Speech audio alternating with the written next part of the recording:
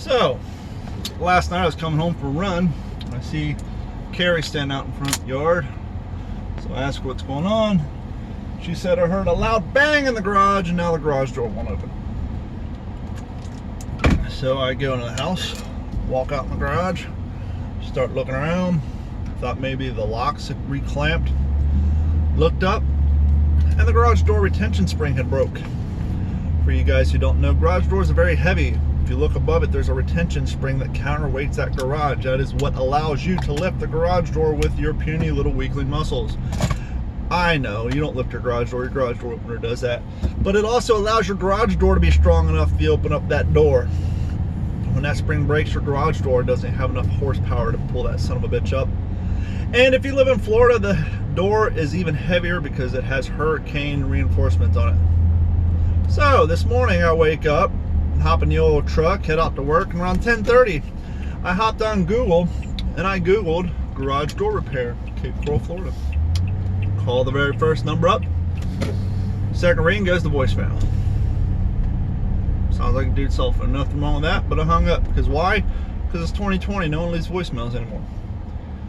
Call the second number on Google.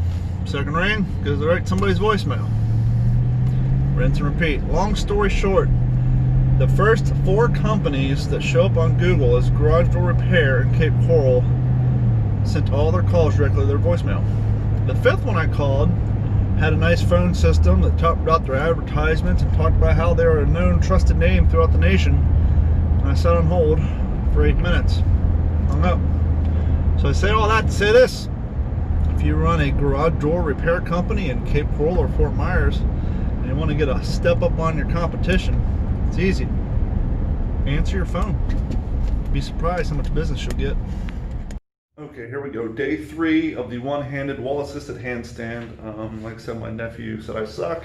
Last time I made it to 19 seconds. While I was up there, I thought I was at 20, but one thing I learned from doing handstand push-ups is while you're doing it, you seem like you're doing a lot more than you truthfully are. That's why you videotape it to get the real numbers. So here we go. Can I get 20 this time?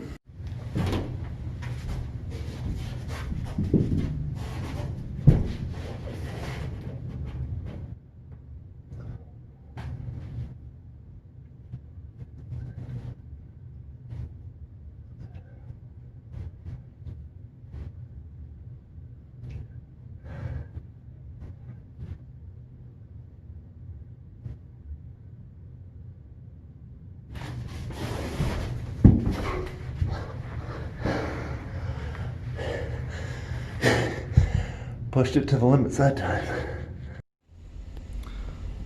So this is Cordell. What's the name of your company, Cordell? Hale Overhead Door Repair. Hale Overhead Door Repair? Yes, sir. Now when I was just telling you when I originally posted on my TikTok about my door breaking and how I don't complain about things, but after all the money I just spent, it's the last thing I need to deal with. You inevitably get those people say, just go on YouTube and watch a video. And I'm 42 years old. I work on all my shit at my house myself, but I've always been told that if you don't have experience working with garage doors or high tension industrial strength springs, this is the one project that you really don't want to try to mess with, because you can severely injure yourself depending on the improper tools you're trying to use when doing this type of work. Would you agree with that statement? Yes, sir. I've seen many people get hurt trying to do springs themselves. And what I just learned, interestingly enough, I was watching somebody else's channel 10 minutes after my spring broke, and he was having an overhead garage put into his shooting range, and they were talking about the red paint that you see at the bottom 4 brackets on the wheels and the red paint on the bolts up by your head. Basically anything with red paint means don't mess with it, because that's all the high tension areas. Is that correct? That is correct, especially the bolts down at the very bottom panel. Because that's where the cables are attached. And that's one of the biggest problems people when they go to replace. So that's not Loctite or rust proofing. That is, don't F with this roller color. That's why they're red. That's why these don't have red on them, because they're not under high tension. But the ones down here, that is where the cable attached to those springs are. As you can see, those bolts are red. So no, that's not a rust proofing or somebody put their Loctite in the wrong spot. That's you can't say you didn't notice it. They were a different color than everything else. Yep, red's like universal stop. Don't touch it. So I'm going to let this gentleman get his work done, and then we will reconvene when he's all done.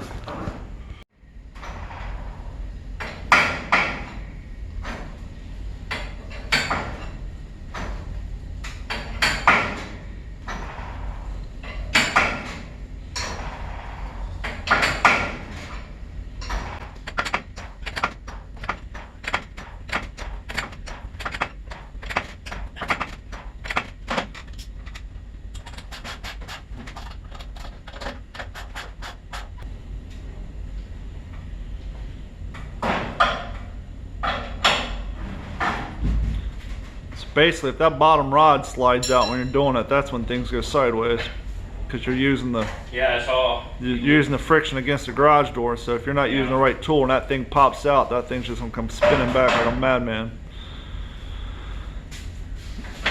And this is even really a heavy spring. Yeah.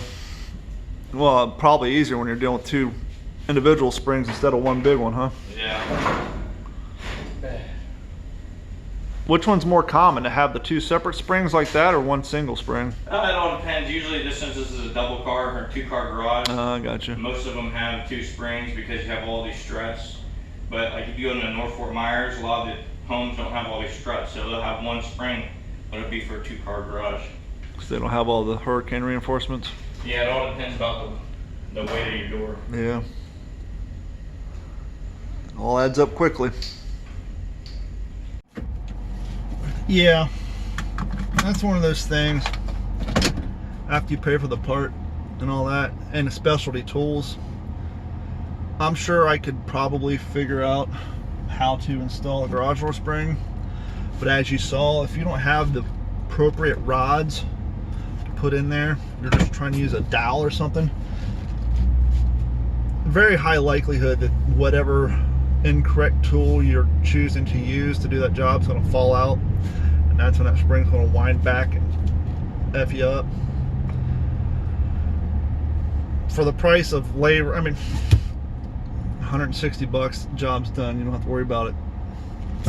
Figure out, you buy the tools, the springs, and what's your time worth. Cheaper to pay somebody else just to do the job. So yeah, your garage door spring break, unless you've been in the industry or you already have the tools or you have somebody who has the tools, don't be a hero. Just pay the money, get it done. Nothing wrong with doing things yourself, but know your limitations. Comes in my car, I'll change the brakes, I'll change the oil, but I'm not ready to drop a transmission in my driveway, you know what I mean? Later. This has been a Digital 410 production.